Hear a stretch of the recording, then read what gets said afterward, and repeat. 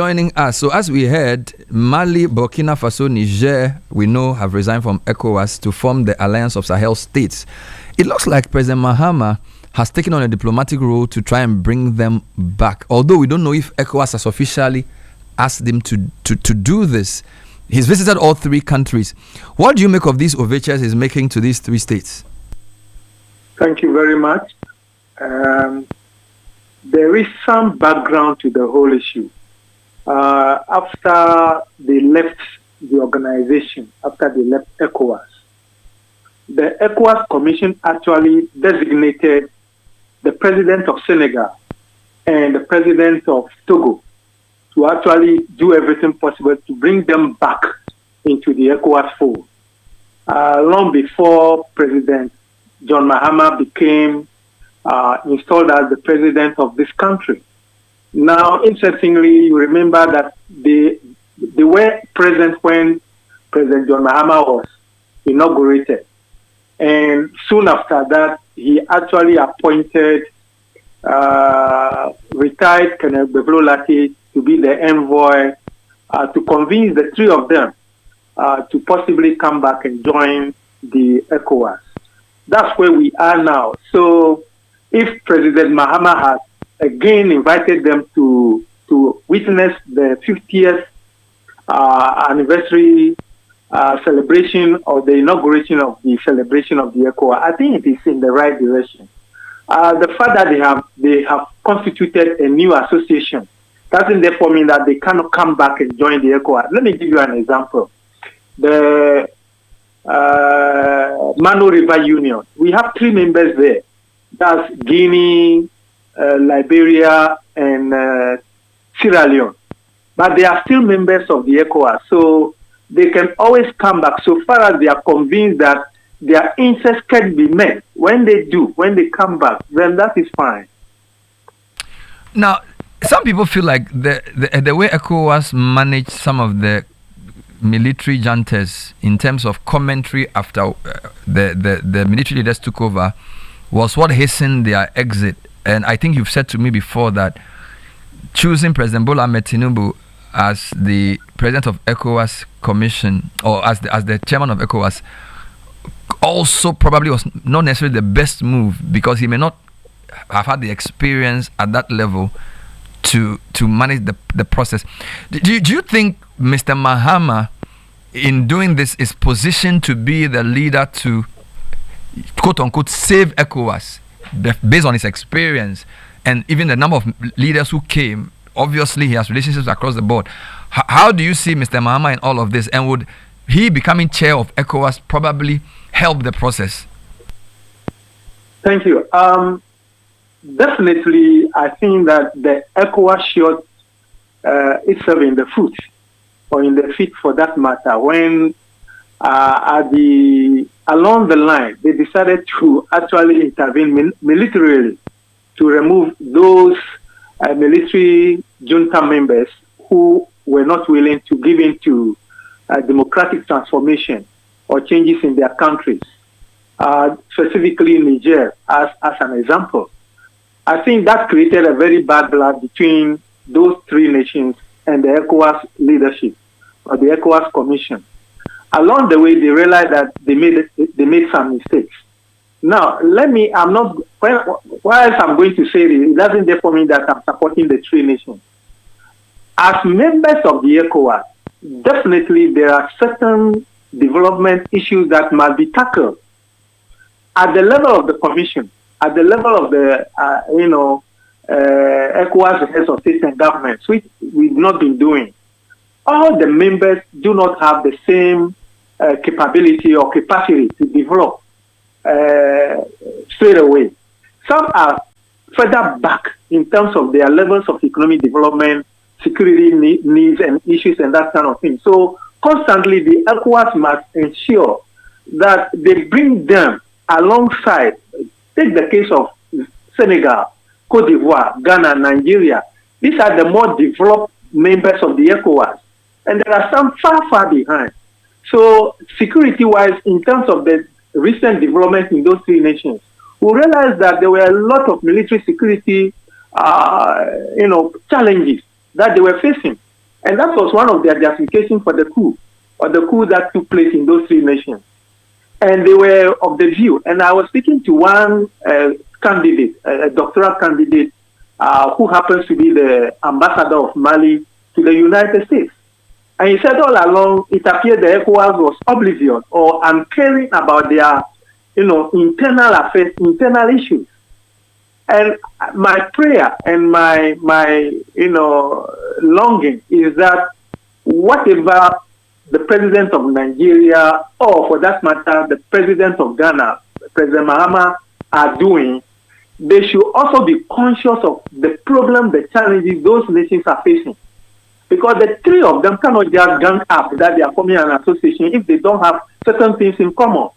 And the three of them, again, they are Francophone nations. And I don't think that we shall put all of them in the same bag. So we belong to the same association, but we have varying different challenges and difficulties. So once in a while, the ECOWAS leadership must be willing and ready to tackle those problems collectively. After all, when you join an association, particularly at the level of states, we talk about what? Collective interest. And collective interest definitely must be tackled collectively. And I think that is a major shortcoming on the part of the ECOWAS.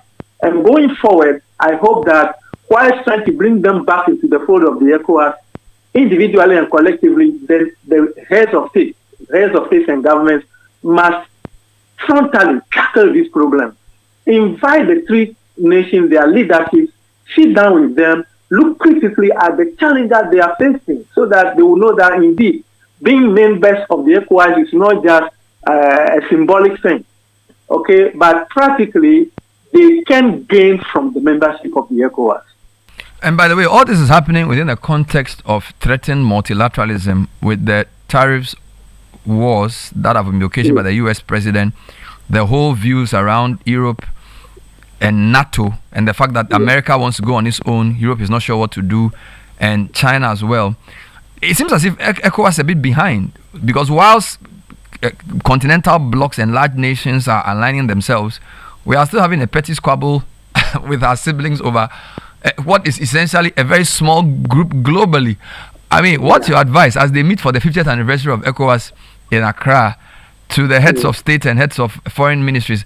What are the imperatives happening at a very interesting time for multilateralism? Thank you very much. I'm going to look at this question at two levels. First of all, at the level of the ECOWAS. I don't know whether you are aware or your listeners are aware of this development that the same three nations, some few weeks ago, decided that they were going to increase their tariffs against the other members of the ECOWAS, and in that vein, those nations outside their Association of Sahel States. Now, what was the reason for this? According to reports, they wanted to gain some revenue for developmental problems or developmental priorities.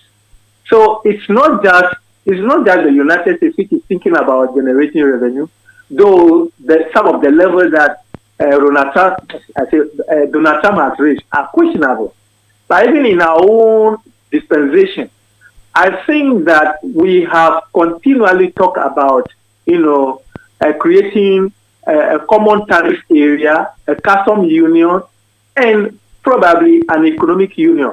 This should not remain on the drawing board. Even beyond this, we are talking of after the African free trade continental area, yeah. Continental free trade area. That's another big one. But for some time now, I think that our initiatives, though laudable, remain on the drawing board. Let me just refresh your memory. You might have heard about NEPAD, New Partnership for African Development. It is at a standstill. The African Peer Review Mechanism is at a standstill. I don't remember the last time that African nations actually tackle or talk about these two former initiatives. Now we're talking about the African Continental Free Trade Area, and of course the global dimensions, talking about what President Donald Trump is doing. These are realities. Now, the second level I want to look at it from is the fact that the individual, we call them regional economic communities, RECs. There are 8 of them recognized by the African Union. And each one of them is supposed to create formidable trading groups that can constitute the building blocks of the African continental free area. You ask me, what have been the attainments in the last maybe 7 years or 6-7 years since the formation of the Africa 2019? Very little. So I think that we need to show our commitment by actual concrete programs, objectives on the ground. If not, we'll have several of these protocols and it doesn't help us. So I am full of praise for President John Mahama. But he should not do this unilaterally. As he continues to lure them, he should also work in tandem with the other, leaderships of the rest of the ECOWAS membership. And of course, the African Union is actively involved in this. It's not just a problem for the ECOWAS, it's also a problem for the African Union. Because if there are security problem challenges in the ECOWAS sub-region, directly, indirectly affects the African Union as well. And we're talking about multilateralism. So multilateralism at two levels, at the level of ECOWAS and also at the level of the African Union. So let's see how we proceed on this issue. But as I have already indicated, President Mahama must not do this singularly, particularly since Ghana is hosting the rest of ECOWAS. These are issues that must be brought up for discussion. How do we proceed? I have taken ABC steps. What do you think we should be doing so that at the end of it all, the entire West African sub-region or ECOWAS sub-region will be beneficiaries? Thank you for your insights, Dr. Yao Gebe, International Relations Expert, Lesia at the University of Ghana. Let's still stay with that press